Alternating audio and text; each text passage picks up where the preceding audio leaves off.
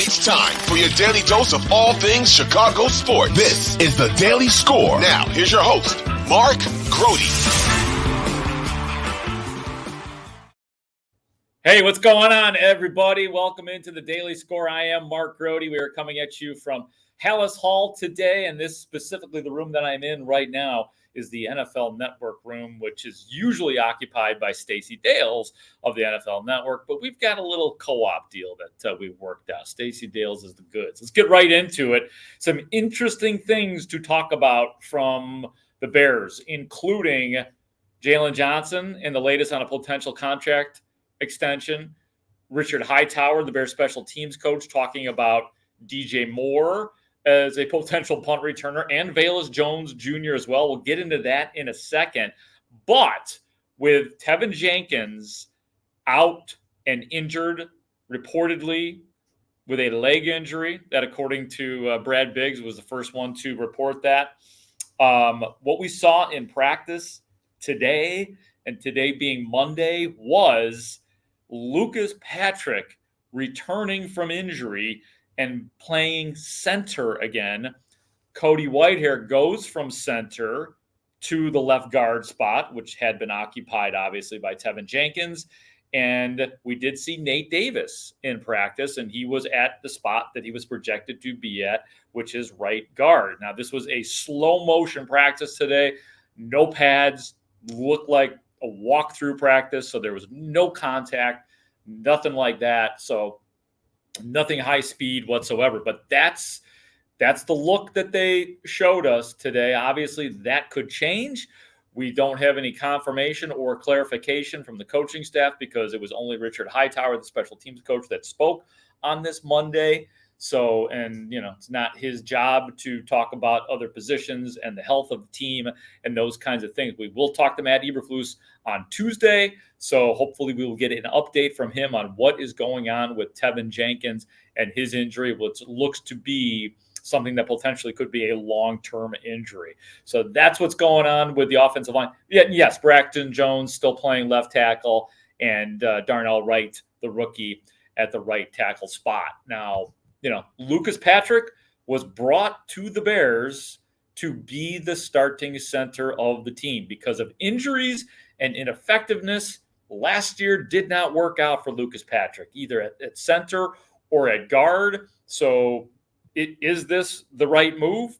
I don't know. I tend to be a little bit doubtful about Lucas Patrick at this point, just considering the injury history he's had with the Bears and the fact that he just hasn't been good when he's played. So, I'm a little bit skeptical about it.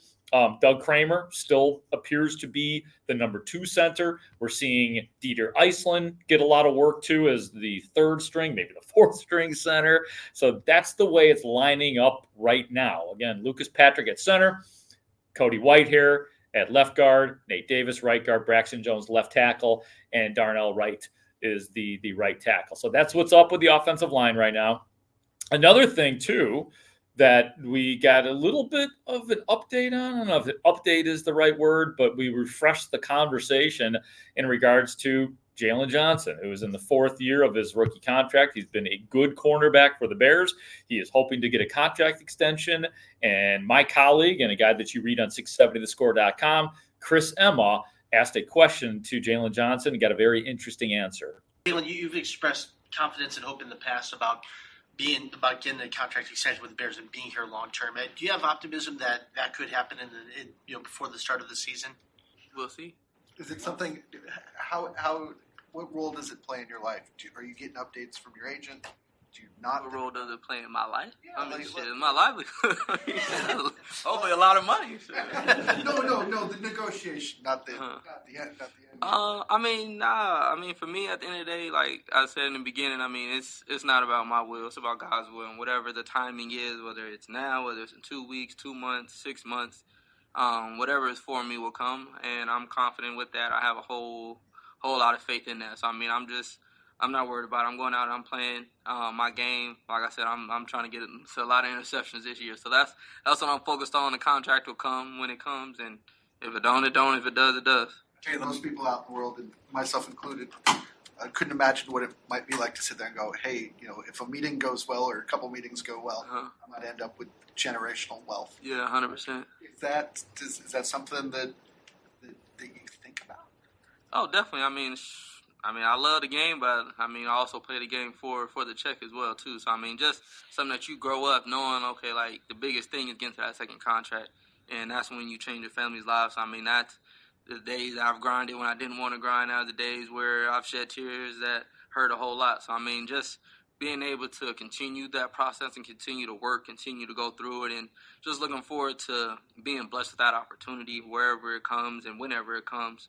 It doesn't change for me, but like you said, that's a lot of people's dreams, to be able to have a job, to be able to have a situation that they know they have generational wealth, and even being able to have an opportunity to grow that wealth from that point. I love the honesty from Jaylon Johnson right there. He's saying what every player is saying, mostly privately. Yeah, you're damn right the money means something. Damn right we're playing for money out here.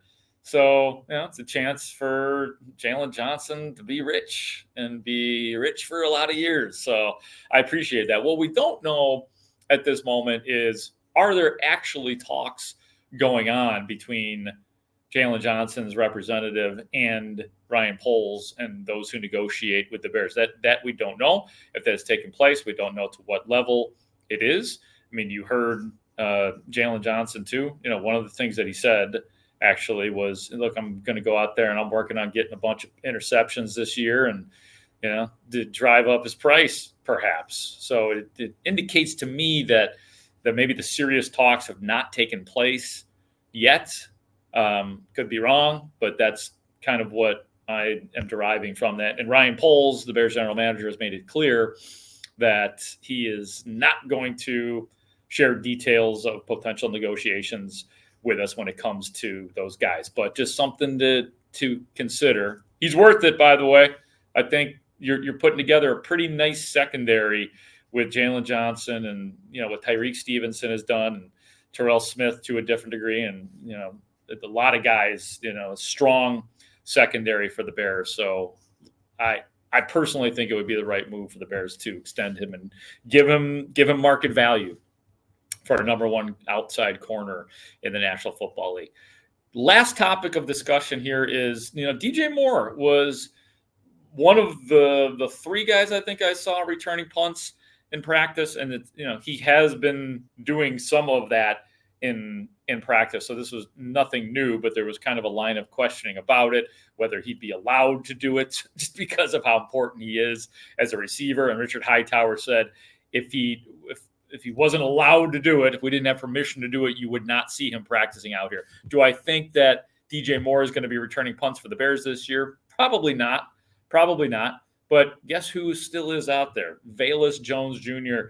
continues to be part of the punt return team, and those that are one of the players that is getting reps during the practices. And here is what Richard Hightower, again, the Bears special teams coordinator, what he is saying about Velus Jones and his confidence.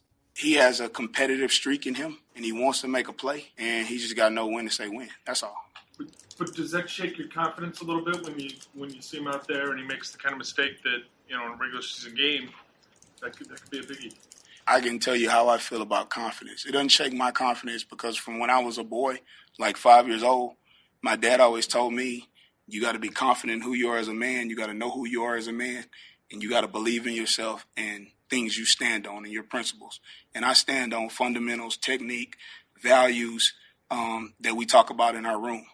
And I think if you wake up in the morning and you grab your phone, i.e. a player or whatever, and you find out what everybody's saying about you or what you're talking about, I don't live in that world. I stand up, I look in the mirror, I look at myself as a man. I tell my players to look at themselves as a man, believe in themselves, and then go back out and do what you do. You have to be confident to play this game. If you're not, to coach it or play it, if you're not confident and you don't know that you know, you're always learning. But if you don't know that you know, then the people on the other side of the line, they're going to sniff that out and they're going to eat you alive. We don't lack confidence in that area. I mean, isn't that what's going on right now? with Velus Jones Jr.? Is he getting eaten alive right now? Doesn't he look like a guy that other special teams have sniffed out, as Richard Hightower is saying? That's what it looks like to me. We could talk about his confidence, from talking to Velus Jones Jr. a million times. He does come across as a confident guy. Does not look like a confident punt returner.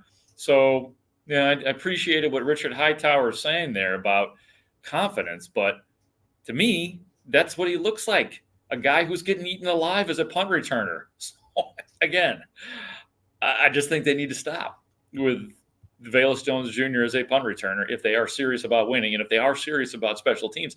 And I did think it was interesting, too, right at the very beginning of that sound by Richard Hightower saying, you got to know when to say when. And again, somehow, some way, that message has not gotten to Velus Jones Jr. This goes back to the first preseason game where the first punt that comes to him, it bounces in front of him, and he decides to make a bad decision and grab the football, and he gets eaten alive on that play. So that's what's up with the special teams and Velus Jones Jr. And we talked to Cairo Santos as well. It made that 50-yard field goal, so everything seems to be on track with Cairo Santos. So that's it for today. Appreciate you guys listening to the Daily Score as always. For our executive producer, Ray Diaz, I'm Mark Grote, and I will talk to you soon.